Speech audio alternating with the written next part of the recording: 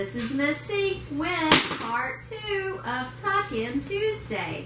This week we're going to read Cloudy with a Chance of Meatballs. This is my daughter's favorite book. This book is written by Judy Barnett and illustrated by Ron Barrett. Not Barnett, Barrett. Cloudy with a Chance of Meatballs. We were all sitting around the big kitchen table. It was Saturday morning, pancake morning. Mom was squeezing orange for juice. Henry and I were betting on how many pancakes we each could eat, and Grandpa was doing the flipping.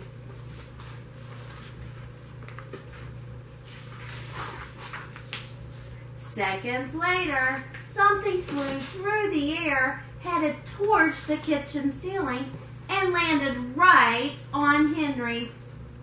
After we realized that the flying object was only a pancake, we all laughed, even Grandpa. Breakfast continued quite uneventfully.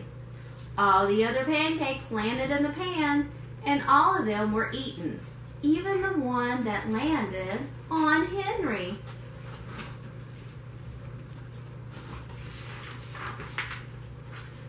That night, touched off by the pancake incident at breakfast, Grandpa told us the best tall tale bedtime story he'd ever told. Across an ocean, over lots of huge bumpy mountains, across 3 hot deserts and 1 smaller ocean, there lay the tiny town of Chew and Swallow. In most ways, it was very much like any other tiny town. It had Main Street lined with stores, houses with trees and gardens around them, a schoolhouse, and about 300 people, and some assorted cats and dogs. But there were no food stores in the town of Chew and Swallow. They didn't need any. The sky supplied all the food they could possibly want. The only thing that was really different about Chew and Swallow was its weather. It came 3 times a day at breakfast, lunch, and dinner. Everything that everyone ate came from the sky. Whatever the weather served, that was what they ate. But it never rained rain, it never snowed snow, and it never blew just wind. It rained things like soup and juice. It snowed mashed potatoes and green peas. And sometimes the wind blew in storms of hamburgers.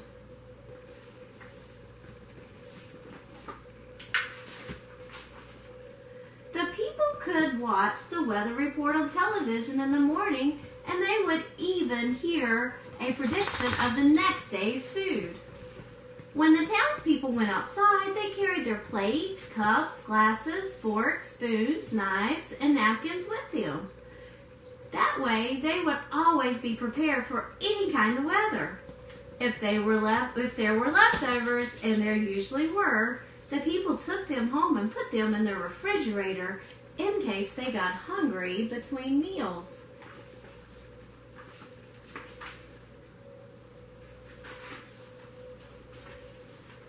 The menu varied.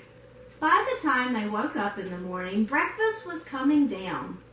After a brief shower of orange juice, low clouds of sunny-side-up eggs moved in, followed by pieces of toast. Butter and jelly sprinkled down for the toast, and most of the time it rained milk afterwards. For lunch one day, frankfurters already in their rolls blew in from the northwest at about 5 miles an hour. There were mustard clouds nearby. Then the wind shifted to the east and brought in baked beans, and a drizzle of soda finished off the meal.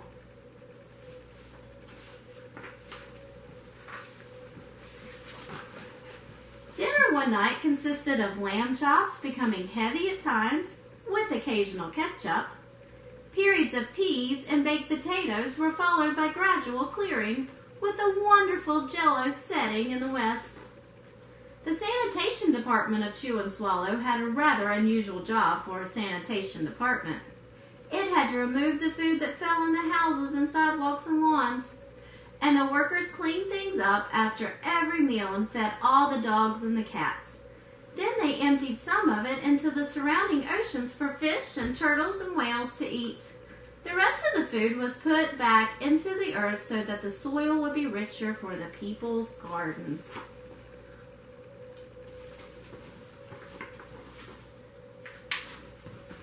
Life for the townspeople was delicious, with the weather took a turn for the worst.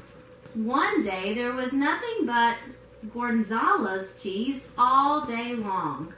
And the next day there was only broccoli, and it was all overcooked. And the next day there were Brussels sprouts and peanut butter with mayonnaise. Another day there was pea soup fog. No one could even see where they were going, and they could barely fit the rest of the meal that got stuck in the fog.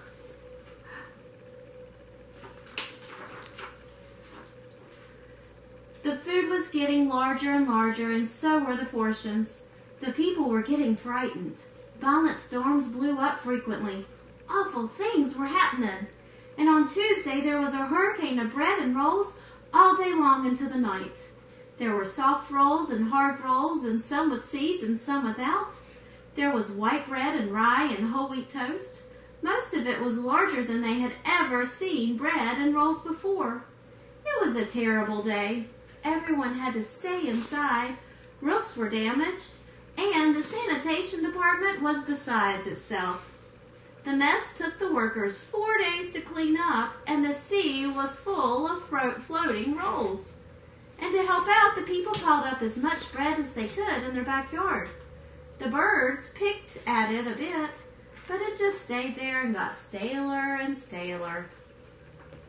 There was a storm of pancakes one morning and a downpour of maple syrup that nearly flooded the town. A huge pancake covered the school, and no one could get it off because of its weight. So they had to close school.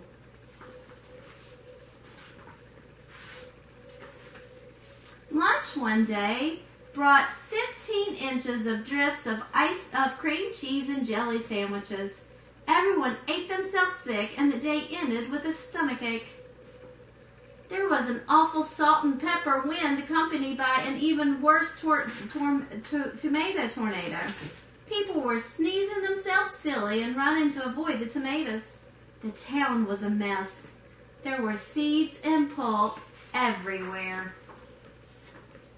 The sanitation department gave up. The job was just too big. Everyone feared for their lives. They couldn't go outside most of the time. Many houses had been badly damaged by giant meatballs. Stores were boarded up, and there was no more school for the children. So a decision was made to abandon the town of Chew and Swallow. It was a matter of survival.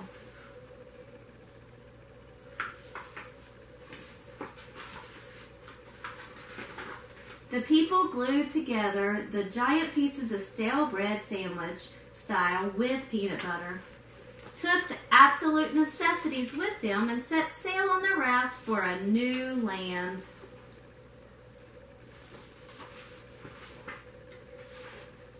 After being afloat for a week, they finally reached a small coastal town, which welcomed them.